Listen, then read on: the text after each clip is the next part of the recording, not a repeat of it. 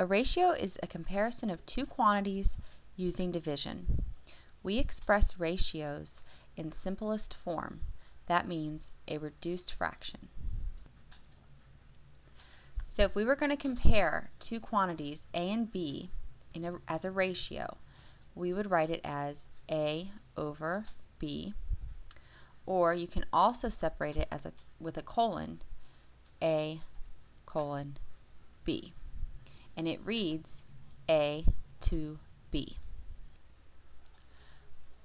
And as I said, ratios are expressed in simplest form, or a reduced fraction. So if we look at 5 to 10, we can reduce this fraction because 5 goes into 10 two times.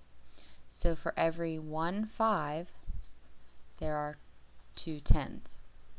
In your calculator, you can type 5 divided by 10 and then press Math, enter, enter, and it'll give you this reduced fraction, 1 to 2. So why don't you pause the video and see if you can reduce 6a over 3b and write it in simplest form. The way we would represent 6a over 3b is we would reduce 6 over 3, which is 2 over 1, and there's nothing we can do with a and b since we don't know what those quantities are. So 2a over b is our simplest form of 6a over 3b. When we write a ratio, we first want to write what we're comparing in words, and then if there are numbers given or quantities given, we want to write those numbers in place of the words.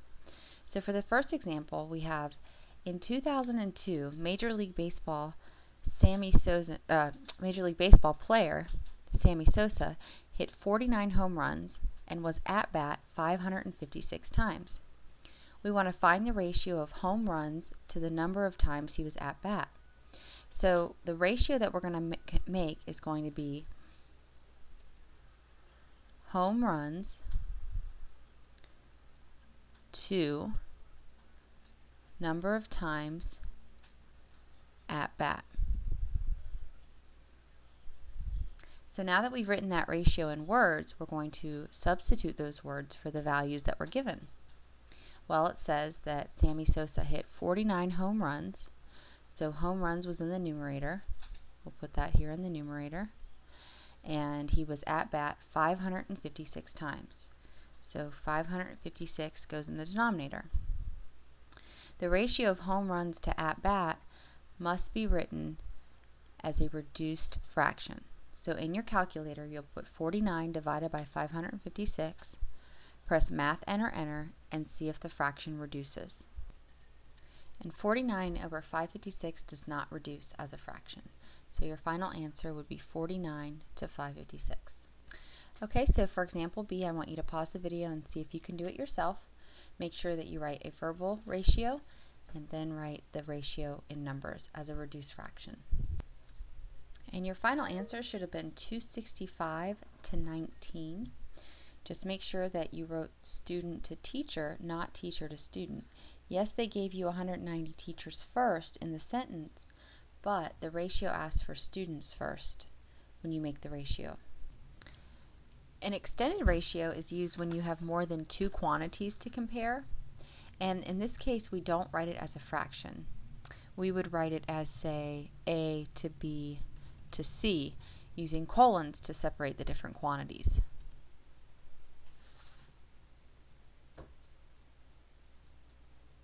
So if we have the expression A to B to C, it means the ratio of the first two quantities is A to B, and the ratio of the last two quantities is B to C, but we can also compare the ratio of the first and last quantities, A to C.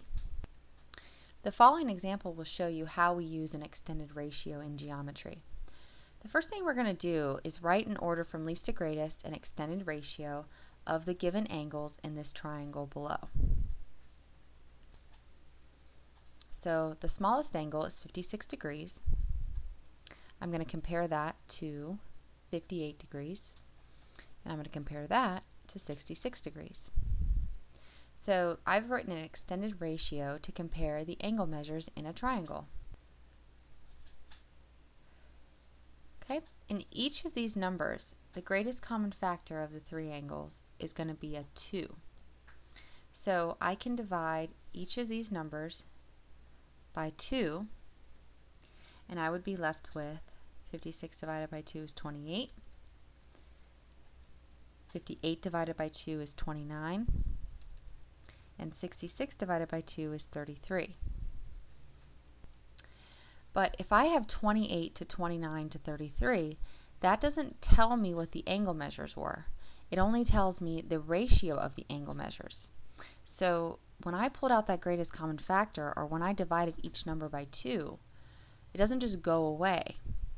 There was a number multiplied by 28, 29, and 33 that represented the number we pulled out. So what you're going to see when we're working with extended ratios in geometry is you're going to have a problem like example A, where the ratios of the measures of the angles in a triangle is 29 to 28 to 33. And in order to find the measures of the missing angles, we have to account for the fact that 29, 28, and 33 had some greatest common factor in each that we pulled out to represent the ratio. So we would next draw a picture of a triangle and put in each angle the 29 multiplied by some greatest factor, the 28 multiplied by some greatest factor, and the 33 multiplied by some greatest factor. And we know that in a triangle, all three angles have a sum of 180 degrees. So in order to figure out what that greatest common factor is, we would set up the triangle sum theorem to solve for x, our greatest common factor. So we would set up 29x plus 28x plus 33x, and we know all three of those had a sum of 180 degrees. If I combine my like terms, 29, 28, and 33, I would get 90x, and that would equal 180. To find the final value of x, I would divide by 90, and I would get x is 2. That 2 represents my greatest common factor, which is what you'll have to find in the extended ratio problems that we'll be doing. Okay, if you recall, perimeter is the distance around a figure. In this case, it says the perimeter of a rectangle is 108 feet.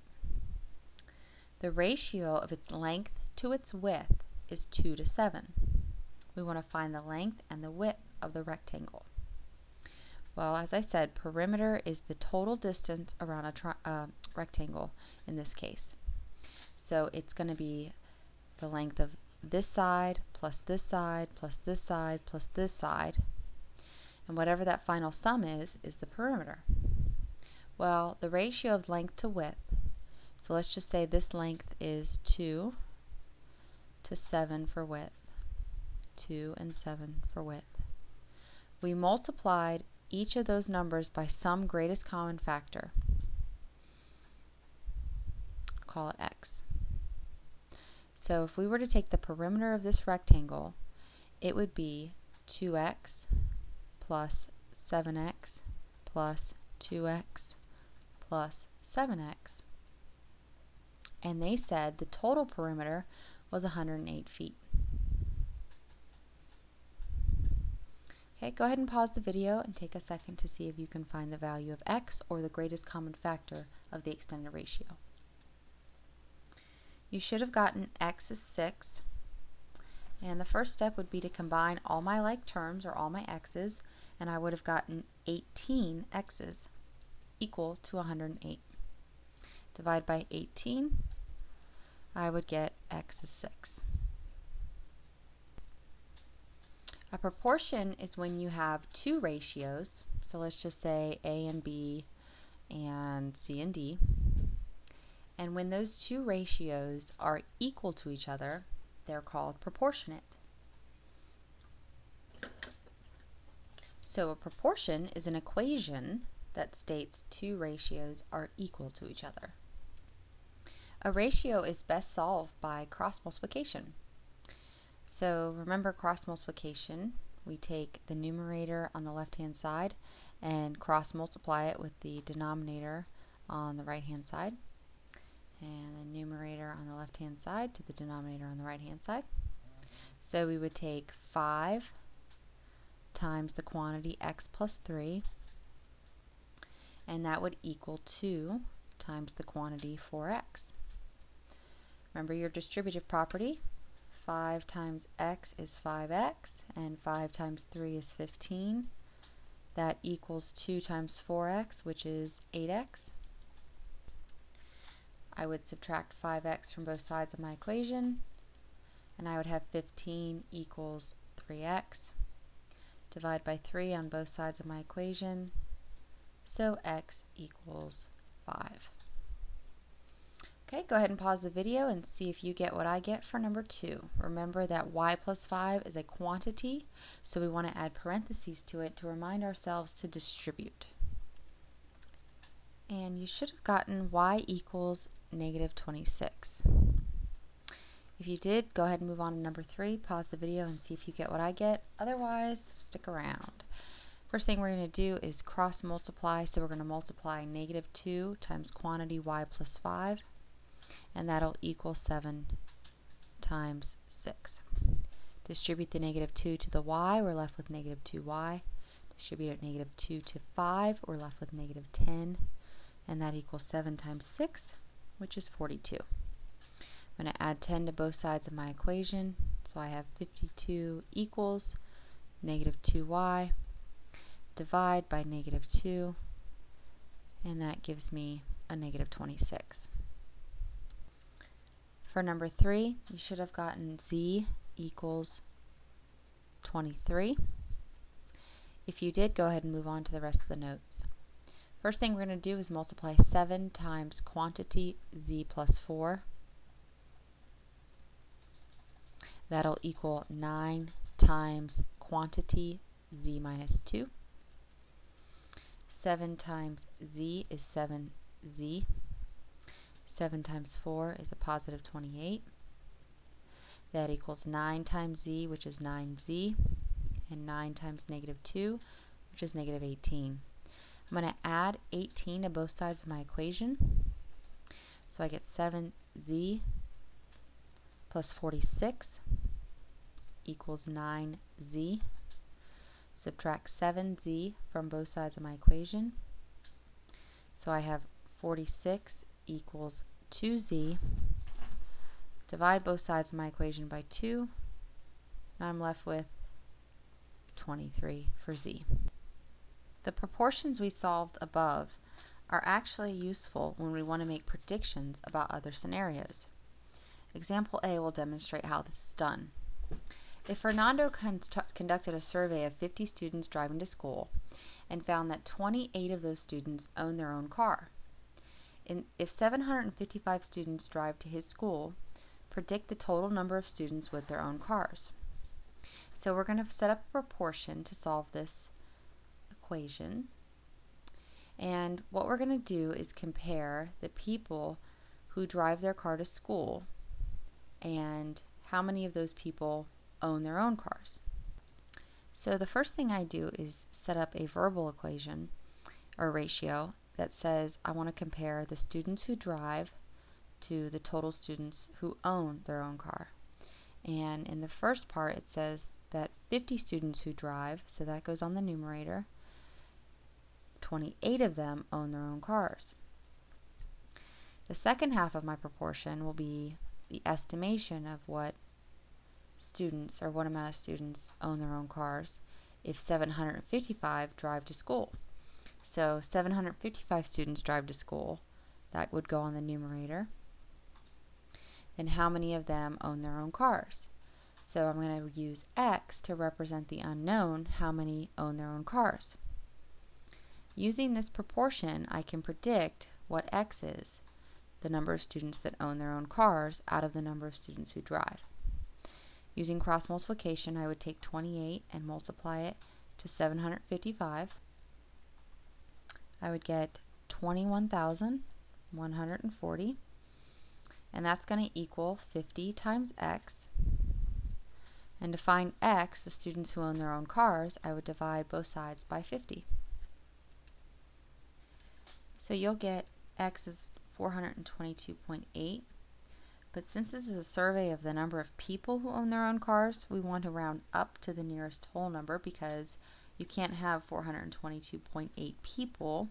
We're going to say it's 423 total people of the 755 who own their own cars. Alright, go ahead and pause the video and try example B and see if you get what I get. And you should have gotten x equals 6.25, which, because they're the number of butterflies, it's going to be approximately 6 butterflies total. Okay, when you do this problem, you want to first set up your verbal equation, or verbal ratio. It says that students netted butterflies, recorded the number with wings on their tags, or tags on their wings, and then released them. The students netted 48 butterflies, and 3 of those had tagged. So we're comparing the number of netted butterflies to the number with tagged wings. So the proportion we solve, we want to put the number of netted over tagged in each ratio. So in the first case, the students netted 48 butterflies and only 3 had tagged wings. If we want to predict the number of butterflies that would have tagged wings out of 100 netted, we would put x under tagged in the denominator because we want to predict how many had tagged out of a total of 100 netted, and a netted was in the numerator. So the first thing I would do is multiply 100 times 3, cross multiplication. I would get 300, and that would equal 48 times x, which is 48x. Divide both sides by 48. So x would be 6.25. And like I said, you can't have 6.25 butterflies, so we're going to round either down or up depending on what the 10th digit is. And since it's 6.25, we're going to estimate that to be about 6 butterflies.